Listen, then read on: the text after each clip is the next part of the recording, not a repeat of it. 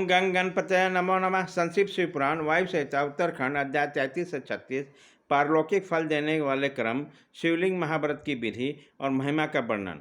उपमन्यु कहते हैं, युधिनंदन, अब मैं केवल परलोक में फल देने वाला क्रम की विधि बताऊंगा। तीनों लोक में इसके समान दूसरा क्रम नहीं है। यह विधि अतिशय पुण्य से युक्त है और संपूर्ण देवताओं ने इसका अनुष्ठान किया है। ब्रह्मा, विष्णु, रुद्र, इंद्र आदि लोकपाल, सूर्य आदि नवग्रह, विश्वामित्र, वशिष्ठ तथा ब्रह्मवेता महर्षि, श्वेत, अगस्त, दधीचि तथा हम सरीखे शिवभक्त, नंदीश्वर, महाकाल और भृंगेश आदि गणेश्वर, पतालवासी, दैत्य, शेष आदि महानाग, सिद्ध, यक्ष, गंधर्व, राक्षस, भूत और पिशाच, इन सब ने अपना अपना पद प्राप्त करने के लिए इस विधि का अनुष्ठान किया है। इस विधि से ये संपूर्ण देवता देवत्व को प्राप्त करते हैं। इस विधि से ब्रह्मा को ब्रह्मत्व के, विष्णु को विष्णुत्व के, रुद्र को रुद्रत्व के, इंद्र को इंद्रत्व के और गणेश को गणेशत्व की प्राप्ति हुई है। श्वेत चंदन युक्त जल में लिंग स्वरूप शिव और शिवा का स्नान करके प्रफुल्ल श्वेत और कमलों द्वारा उसका पूजन करें। फिर उसके चरणों में प्रणाम करके वहाँ लिपि पोती भूमि पर सुंदर शुभ लक्षण पद्मासन बनाकर रखे हों। धन हो तो अपनी शक्ति के अनुसार सोने या रत्न आदि का पद्मासन बनाना चाहिए।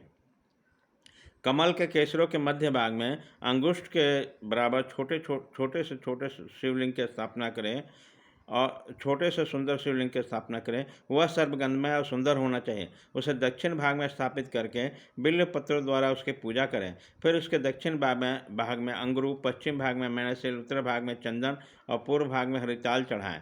फिर सुंदर सुगंधित विचित्र पुष्पों द्वारा पूजा करें। सब और काले अंगूरों और गुगुल को धूप दें। अत्यंत महीन और निर्मल वस्त्र निवेदन करें। घृत मिश्रित खीर का भोग लगाएं। घी के दीपक को जलाकर रखें। मंत्रोच्चारण पूर्वक सब कुछ चढ़ाकर परिक्रमा करें। भक्ति भाव से देवेश्वर शिव का प्रणाम करके उनकी स्तुति करें और अंत में त्रुटियों के लिए क्षमा प्रार्थना करें। तत्पश्चात शिव पंचाक्षर मंत्र से संपूर्ण उपहारों सहित वह शिवलिंग शिवा को समर्पित करें और स्वयं दक्षिणामूर्ति का आश्रय लें। जो इस प्रकार पंचगंधमय शुभलिंग की नित्य अर्चना करता है वह सब पापों से मुक्त शिवलोक में प्रतिष्ठित होता है। यह शिवलिंग महाव्रत सब व्रतों में उत्तम और गोपनीय है। तुम भगवान शंकर के भक्त हो, इसलिए तुम्हें इसका वर्णन किया गया है। जिस किसी को इसका उपदेश नहीं करना चाहिए, केवल शिव भक्तों को इसका उपदेश देना चाहिए।